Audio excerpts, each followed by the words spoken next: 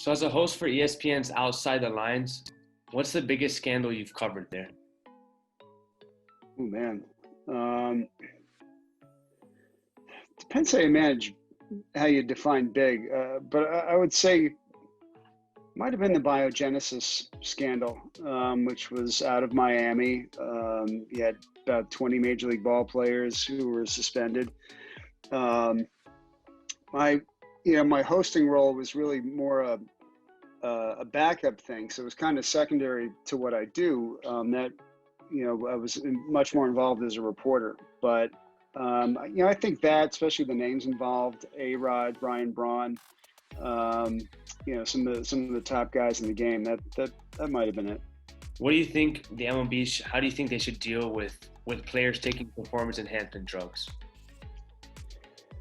Well, my role as a reporter is more to understand it, learn about it, report. I don't know how many people care about my opinion, but I feel like, with performance enhancing drugs, it becomes an issue because the credibility of the game becomes an issue. And when Barry Bonds was going for Hank Aaron's all-time home runs record, baseball was really concerned about it because here's one of the most beloved, hallowed records in the game, and people are questioning the validity of what Barry Bonds was doing, and the game saw it as a real crisis. So the question is what to do about it, right? Any sport, I think, recognizes that if you're going to be credible, you have to have some sort of policy. But the big thing with baseball is that the push to strengthen the policy they had and have stronger punishments and be more aggressive came from players.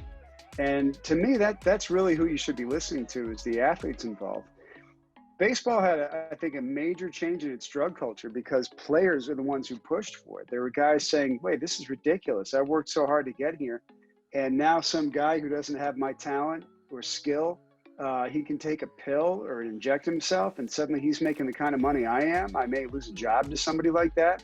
And so they were the ones who really pushed for it. And I think that with any doping policy, you really do need to be looking to the athletes to lead you. After working as a beat writer in the MLB and an analyst in SportsCenter, what are the perks and drawbacks of being live on air reporting? That's fine. The drawbacks are, one, if you make a mistake, it's right there for anybody.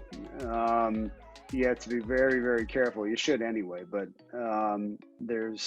live is live. And another drawback to it is just kind of the nature of it. When you write something, and I was a newspaper writer for 16 years before I went into TV. When you write something, it lives out there. There's a piece of paper or, there's a story on the internet. When you say something live on air, it just kind of goes out there and that's really it. Sometimes a clip will go viral or something, but usually it feels like kind of a one-off and doesn't have the sort of lasting impact you'd always want. On the upside, there is something exciting about the immediacy of it. Here's something new, I'm bringing it to you. There's tension in that moment. It's an exciting thing. I think another advantage to it is if it's breaking news, people are looking to, they want immediate information. And if you're the person on air who's doing it, they're coming to you. And it's kind of a rush. It's also, it sounds a little corny, but it's also kind of an honor. I get to be the one who does this. I get to be the one to tell this story. And so there's a lot of pressure on you to get it right. It's, and the other thing is when you do it at a place like ESPN, it has very far reach. You're reminded all the time walking through airports or traveling anywhere. It's a big network. People see it. So writing a story for ESPN in Japan, what are the major differences you saw in baseball, in coaching, and the skill of players between America and Japan? Oh, it's interesting. It's a really different game over there. So much of Japanese sports comes from military tradition. And a lot of times athletes are treated that way. It's not quite as intense as it was a couple generations ago.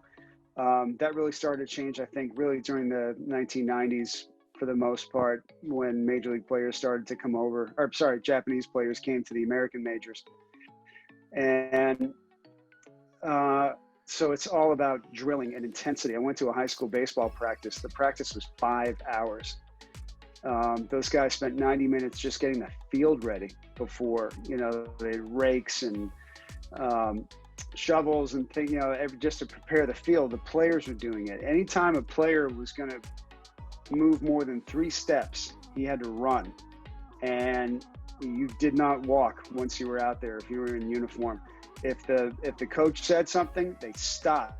They take the hat off. They bow. They listen. When the coach is finished, they yell height, and then run to do what they were supposed to do. And then when they do drills, they were doing, oh God, even before that, their coach sat them down, spent 20 minutes talking to them about Bushido, the warrior's code of the samurai. I mean, I'm not kidding. It comes from the military.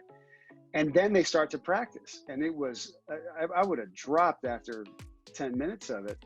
And the coach asked me afterward, how would American kids react to that? And I said, I think as soon as they saw the rakes, they would have been out of there. But, really, really, really intense. But they also love it in a way that was really exciting. I mean, the only place I could compare it to would be the Dominican Republic, where just, everybody is so absorbed in the game. And the thing about Japan, which was really interesting, there's not as much emphasis on an individual succeeding. And I mean, they take pride when somebody gets to the majors, they take pride when somebody's successful, but there's not the push that you have in this country to just grind people out, and that you're looking to cash in on talent. One of the biggest things anybody can do over there is play in the national high school tournament, the Koshien. And, this kid that I talked to on Raku, we were asking him, why would you pitch so much and risk a potential career that could be worth millions? And he said, because for my teammates, this tournament is the biggest thing they'll ever do. How can I not give everything for them? So it was a really different approach than I think what most North Americans would be used to. Going back to the PEDs, do you think Barry Bonds should be a Hall of Famer? I do. I know my very good friend Pedro Gomez disagrees. I actually ended up, I was a Hall of Fame voter, and I gave up my vote over this issue because I felt like the Hall of Fame and Major League Baseball didn't give the voters any guidelines to consider. There are 2 reasons to keep somebody out. One is, over PEDs. If somebody was a PED user, there'd be 2 reasons to keep him out. One, because he broke a rule. Well, in which case, where do you draw the line? Hank Aaron, like a lot of players, admitted that at the end of his career, he tried amphetamines. Everybody in the game did it then. So if he was in the game today and got caught, he'd be suspended for a number of games. Are you going to start taking out Hank Aaron and Mickey Mantle and Willie Mays and guys like that? Or it's because you doubt their numbers. And with Barry Bonds, yeah, I don't know how many of those home runs came because of the drugs he took, but I know that before he ever took them, he's one of the best players who ever played the game. So it's a mess, but I feel like Barry Bonds, Roger Clemens, they should be in. I didn't want to be the one to put them in, but I think they should be there. Thank you for your time, sir. My pleasure. Thanks for asking.